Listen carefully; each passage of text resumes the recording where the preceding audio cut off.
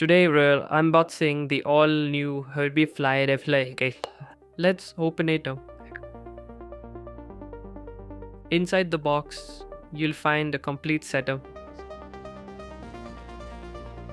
including a step-by-step user manual.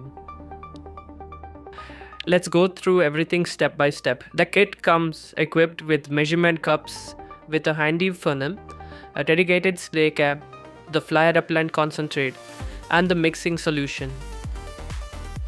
First, take the Herby Fly Repellent Concentrate.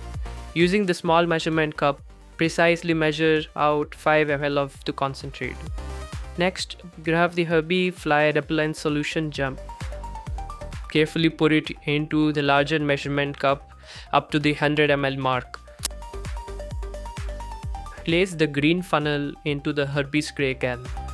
Pour in the 5 ml concentrate first, followed by the 100 ml solution, maintaining the ratio of 1:20. Secure the spray cap tightly, give it a good shake, and your mix is ready to use. Now, where can you use this formula? It's incredibly versatile. The dining table and evening chai, puja rooms and sacred spaces, the kitchen whitewashed area,